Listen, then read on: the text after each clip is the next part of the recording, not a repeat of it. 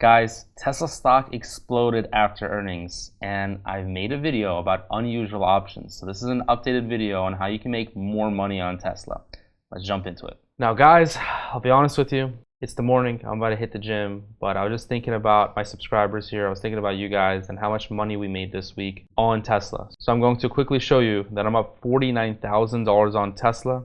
I have 1,000 shares in this portfolio. I have several different option positions on Tesla. And I did tell you guys that there is unusual option behavior. There was a lot of people buying calls specifically. There was a lot of call volume in general. And there was multiple data points that made me believe that Tesla would beat earnings. And I'm very happy because I'm not running a challenge right now. But in my challenge, we sold 2 10 puts, which paid for the challenge easily. Okay, so I'm very excited to give you guys more information on Tesla. I think this is a very valuable stock. And now that it's up a lot, I think people have made a lot of money, and you're probably questioning yourself, should I keep holding the stock? Should I sell the stock? Should I buy more shares? So what option position should I do? So I'm going to make this video just very informative, okay? I want to say that, first of all, there is a recent interview with Dan Ives. I think that interview is very important to watch and understand before I give you my thought process and some of the reasons why I'm very bullish on Tesla still right now. So check out this clip, and then let's continue on with the video with some examples. Talk about Tesla because those numbers are out now. Revenues are light, but hey, earnings. What matters more here? I mean, the whole story is about gross margins. I mean, that's really been the headwind on Tesla stock. I'd say $30 to $40 of a headwind to the stock. You saw gross margins. I mean, this is a blowout. Not even us thought that we could see a gross margin, what essentially is anywhere from a 200 to 300 bit beat. This shows price cuts now under control. Margins start to tick back up. You start to get now toward 20% gross margins. I think this is the start of the stock ultimately. This will have a 3 in front of it as a stock as the gross margins start to trend up, and as well as growth into next year from a delivery perspective. So does the robo-taxi stuff matter? Look, I think longer term, we think the longer term story here is autonomous, is robotics, is essentially the AI play. Street, what they needed to see here, show me margins. You cannot have margins going toward 13, 14%. Now that margins are starting to level off, that is so important, not just from a cash flow perspective, but showing the worst is in the rearview mirror. And when you think about all the bears and all the negatives, it comes down to deliveries will start to uptick. China, I think, is a source of strength in the quarter. But that gross margin, it's a Goldilocks for any bear. Okay, it's a Goldilocks for any bull. The bears, it's kind of a nightmare for, because that was ultimately the core of the story. Yeah, to your point, free cash flow, $2.74 billion. That trounced expectations for Q3. But some of the details we're getting here on the outlook, I think, are also really notable. They're basically saying, despite the ongoing macroeconomic conditions, we expect to achieve slight growth in vehicle deliveries in 2024. Also talking about energy storage deployments that are going to more than double this year. But perhaps this is most notable because I know you've written about this, saying plans for new vehicles, including more affordable models, remain on track for start of production in the first half of 2025. What should we take away from that when I know a lot of folks have been looking for a sub $30,000 vehicle? We're even expecting to get some details on that at the robotaxi event, which maybe was unrealistic. The linchpin to the story from a growth is a sub 30K vehicle. And I believe that that hits by middle of 2025. That's the growth. I mean, that's ultimately, you're talking about like single digit growth this year. That's how you get to 10, 12, 15% type growth. Margins under control. That's what the bulls want to see. And I think the fact that they actually doubled down on it, and I expect clearly on the conference call, they'll focus not just on margins, but more details around that vehicle. Look, Robotaxi Day, we could argue, many would say that they're disappointed. I believe ultimately that shows the vision, the autonomous and the AI vision. Street need to ultimately see, stop talking the talk, walk the walk, show the margins, they did it. And Musk really has, I think, stepped up in that capacity. In what's been a year of softness for EV demand and obviously more adoption of hybrid vehicles, for example, are we going to look at Q3 as an inflection point for that changing, especially when you look at results like this today? Or is this a Tesla-specific story as they do deploy more manufacturing techniques, more software, more AI, both internally and externally? I think it's a combination. I mean, you had you look at GM's quarter. I mean, that was a Juan Soto-like quarter for GM. And then you look at what we've seen in terms of Tesla. I believe this is the inflection point. This right now is the start to me of what we're actually starting to see from a gross margin perspective. The renaissance of growth come back. They've essentially been in between two growth waves. Next year, you have a sub 30K vehicle. Then the autonomous and AI vision plays out. And that's, in our opinion, that's how you get to trillion and a half market cap. Now guys, there was a lot said there by Dan Ives. I'm going to summarize some of it for you and tell you what my opinion is and my thoughts on what he said and why it's actually so important. So the first thing that Dan Ives was saying is Tesla's gross margin is in focus. Okay, so the interesting thing is that Tesla actually didn't beat earnings. They actually missed earnings, but their gross margin went up. Guys, this is something that when I was an analyst on Wall Street, I was looking at very closely. Specifically software companies, since they have recurring revenues and their revenues are pretty predictable, but their margin is not so predictable, right? Although it's high, a 1% change in margin can literally be like a billion or billions of dollars of market cap difference. For example, just so you know, Amazon has like 3.4 or 3.5%. Let me actually pull it up here on Yahoo Finance. It has very slim margins, and that's because obviously Amazon is running a bunch of products. They have a lot of marketing costs. They have people that are selling their products, so they're kind of like an intermediary. It's almost at $2 trillion here. You can see Amazon is.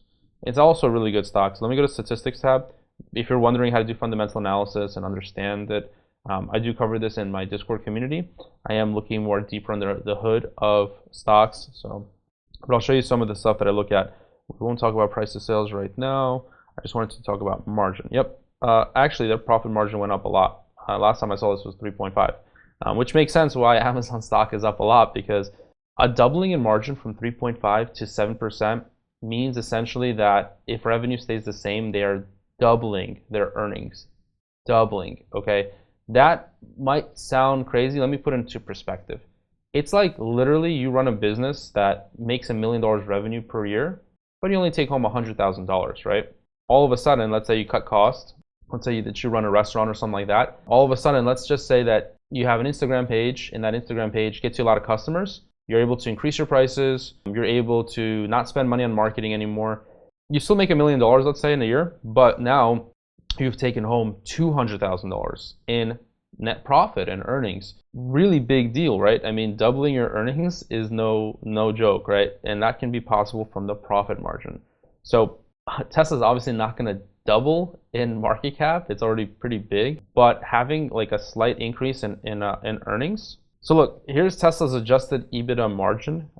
It was 18.7, and that was in Q2 2023. Then the stock went down a bit, 16.1, 15.7, 15.9, 14.4, and there were some I wouldn't say troubling signs, but people are like, well, Tesla's going to grow its revenue. Sure, that's pretty obvious, but it looks like the margins are also falling. That's just what happens, guys, with companies at scale. Their margins go down. So look, I think going from Q2 to Q3 from 14.4% to 18.5, like that's a 4% pop, right? 4% pop though, divided by 14.4 is like 30%. So I'm actually surprised Tesla did not go up more.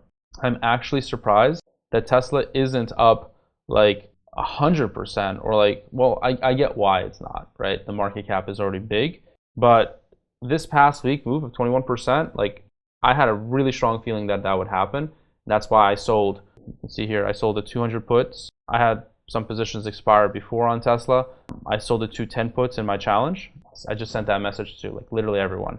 I've had over 50 people join, and I just copy paste like manually. Hey, do the 210. I told everyone, because I was like, I'm super bullish on this, and I do one-on-one coaching now. So a lot of my stuff is one-on-one now. I'm sending a voice note, or I'm sending like a message, or I'm responding to questions, right? Like my students will be like, hey, I have Palantir, a covered call. Do I roll it? Do I close it? And I'll give them the full explanation.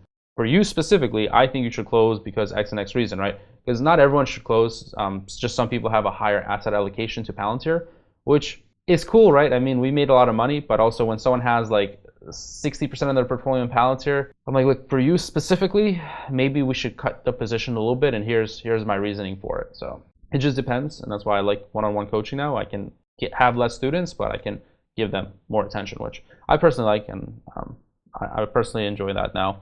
All right, to wrap up the gross margin real quick, to finish my thought. Gross margins are increasing, which is a really positive sign for Tesla. You would be a fool not to realize that. You'd be a fool not to be invested in Tesla to some degree. It makes up a huge portion of the S&P 500. So I think you're kind of missing out on a really good stock. I'm trying to be respectful here, but you get what I'm trying to say, right? Like, I think you're nuts if you're not in Tesla to some extent, right? You don't have to be heavy in Tesla, but to some extent. All right, so next thing is, I think Tesla's plan to introduce a sub $30,000 electric vehicle by mid-2025 is crucial for achieving higher growth rates. All right, so if you take a look at where the trajectory is going for Tesla and how they can increase their stock price, they need more revenue, right? It's pretty obvious, guys, and that's how Wall Street runs.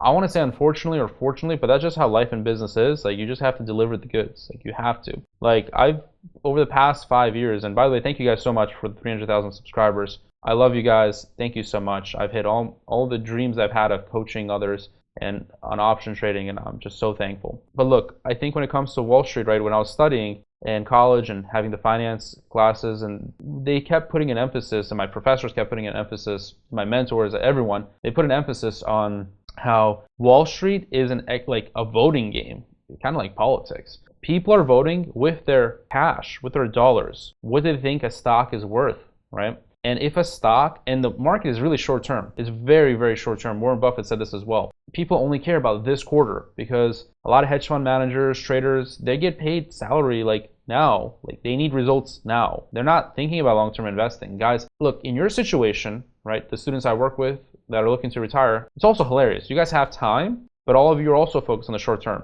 Oh, my portfolio had a big swing today. My portfolio had a big swing last week. Guys, how about we focus on getting to $1 million in 5 years? How about we take your portfolio from 100K to 700K, right? Something like that. But most people are very, very short-term focused, and the same thing with Wall Street. So I would say that Tesla having cars that is sub $30,000, freaking genius. Because at the end of the day, what Wall Street wants to see is Tesla's gross revenue going up. It's kind of contradictory, right? Because I'm making this video about margin expansion, right? That's essentially what I'm teaching you guys today, how important margin is. But you can't turn a blind eye to revenue. You can't. You have to pay attention to revenue as well. So, I mean, the market's not dumb. They're looking for all the reasons to be invested in a company. And if you want the company to do well, you need both margin expansion and you also basically need top line revenue. By the way, my view is really beautiful. I'm here in Eastern Europe, out in Warsaw, Poland, on the 35th floor here. It's amazing to have freedom and to be able to travel, and I love experiencing new cultures. I know I've said that, but I hope that you guys get the same chance to travel. And if you're ever in my city, I've met a lot of students for coffee. I'm happy to always do that. I love my subscribers. I love you guys, and I'm very loyal to you guys. I'm always going to be here coaching and teaching no matter what. So I don't want to leave anyone behind. Even if you have a small portfolio, I know I've been talking about nowadays that I work with doctors, dentists, engineers. Those just happen to be my best students, and that is my preferred person to work with, but by no means do I turn anyone away, right? I love working with everyone. I love working with everyone. I love doing one-on-one coaching with everyone because I get to learn a new perspective from you guys. You guys bring so much unique experiences. When I do my one-on-one coaching, I see a lot of successful people, and it's really easy to just get more successful or to teach them options because they're already good at something. So it's just easy to teach them a new skill. So I love it. Now, I think when it comes to future growth with Tesla, right, having those $30,000 or sub $30,000 vehicle, I think that's going to reach mass market appeal, right? So it's going to make it really easy for people to be invested in the company from a investor point of view, but I think it's also going to be easy for people to buy the vehicle. Obviously, it's cheaper. So even if someone doesn't necessarily want the vehicle and they take a look and it's cheaper than like a Toyota Corolla, which is, by the way, my first car. I've had 2 Toyota Corollas. That's my first 2 cars. I love Toyota. My dad has a Toyota. Just really, really reliable. And I think that's also really important about Tesla. Like, they just need a cheap car. They need a reliable car to reach the masses. Like, I've been all over the world. Like, when I was in Tbilisi, Georgia, a lot of people had every car, every single car on the road is the Toyota, the electric Toyota. I'm blanking on the name for some reason. Why am I blanking on it?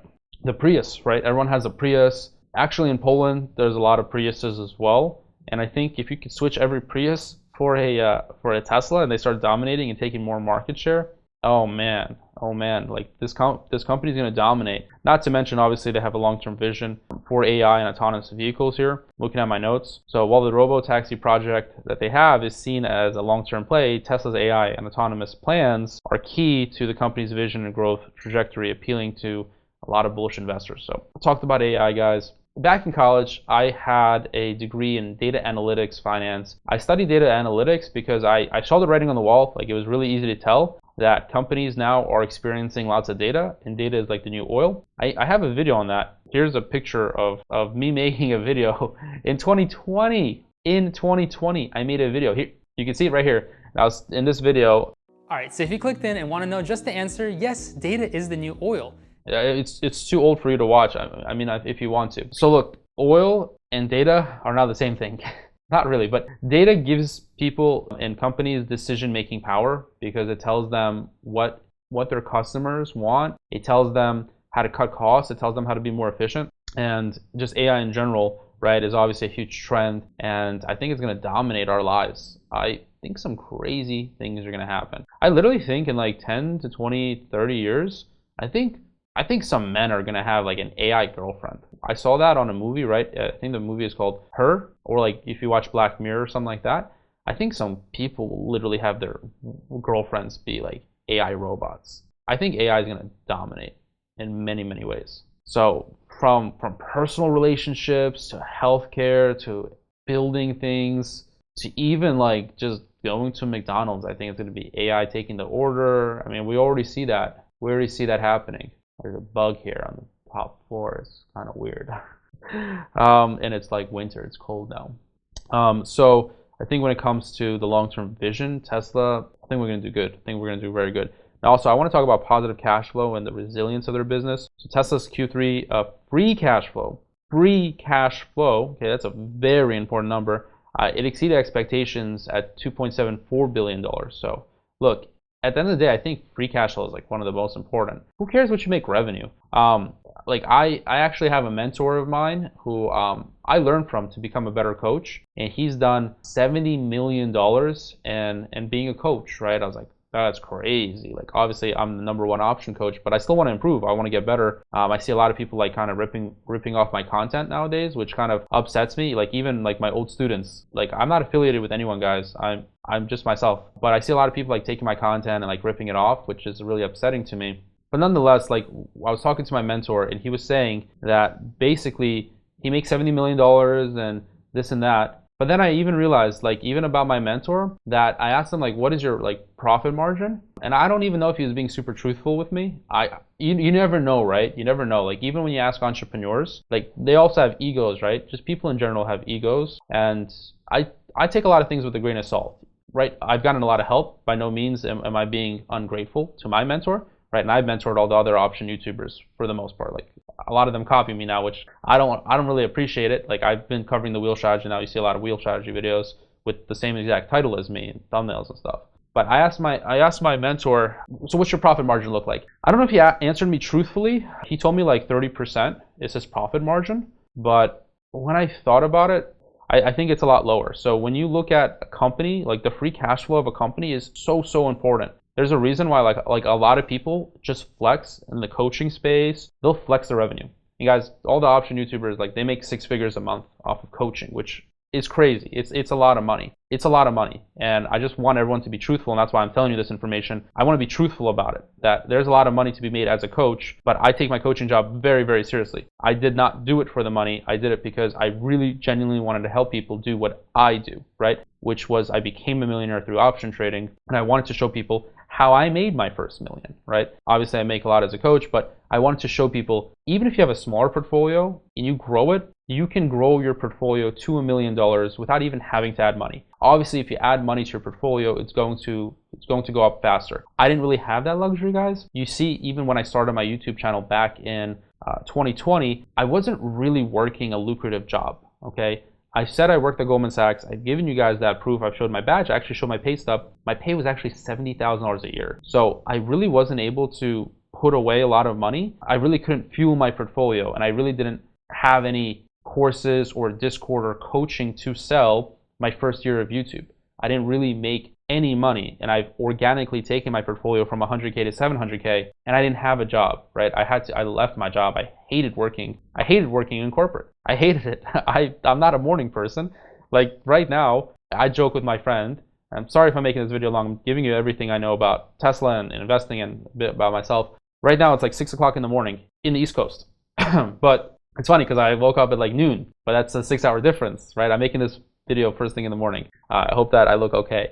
But I'm not a morning person, so it was very challenging for me to get up and go to work.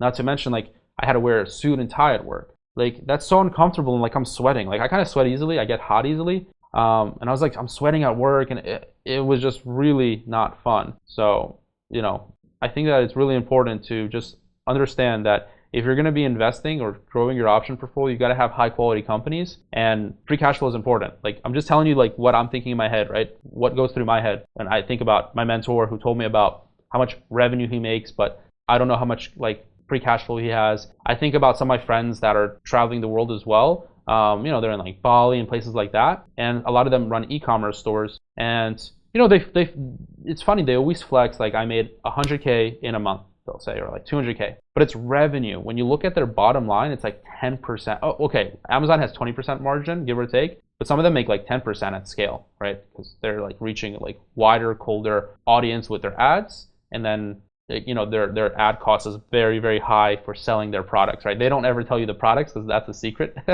My friends, they don't tell me. I mean, they tell me, but I don't really care anyways because I'm not an e-commerce guy. But when you look at free cash flow, it's really, really important. So pay really close attention to that with Tesla. It is crucial. It is really, really crucial. So then the other thing I want to talk about is industry inflection point for EV demand. So just in general, analysts view this quarter as an inflection point for Tesla in the EV industry, with potential growth ahead due to advances in manufacturing, software, and AI. So they're becoming more efficient at selling vehicles and looking at the competition, which is really important. I mean, there is a lot of competition to Tesla. So I actually do think that some of their competitive advantage has gone away, which is difficult, right? Because they had better vehicles, but guys, there's better vehicles on the market now that are electric vehicles. We have a lot of competitors, right? So I think that you know what, and I know you guys already know this, but Tesla's a bet on Elon Musk in many ways, because Elon Musk has more followers on Twitter than Tesla.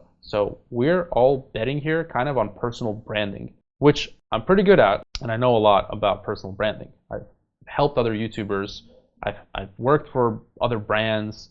I've studied a lot of branding. I've read a lot of books on it. I don't have a degree in it. I thought marketing was a stupid degree, actually. I thought. It's not. I thought marketing was just for like for like the cute women, but it's not. I think marketing is a really respectable degree, but back in college, I was like, oh, marketing, that's just for the cute girls. But no, marketing is really valuable.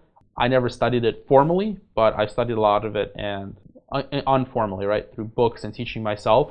I love it. I love it because I think that branding and marketing is number one and key to a business. So Tesla, like the marketing, the branding of it, super important. So guys, I guess part of the reason that you may click my videos is like you want me to make like a prediction. I don't know what's going to happen in the future, just straight up. But if I had to predict what Tesla's going to do, I would say in the next 12 months, it might hit 300, just like I hit 300,000 followers here on this YouTube channel, subscribers, you guys, which, I love that. Love you guys. I'm just so pumped up to keep making awesome content to teach you.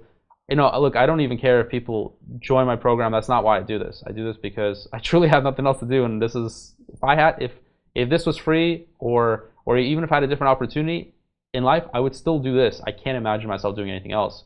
I just love coaching options because for me, it was the biggest game changer. Like, I don't know, I've just been doing it since I was 19, so what else can I do? Like, I'm a one-trick guy. And then I love the coaching aspect of it as well. I love seeing students succeed, and I love seeing coaching outcomes.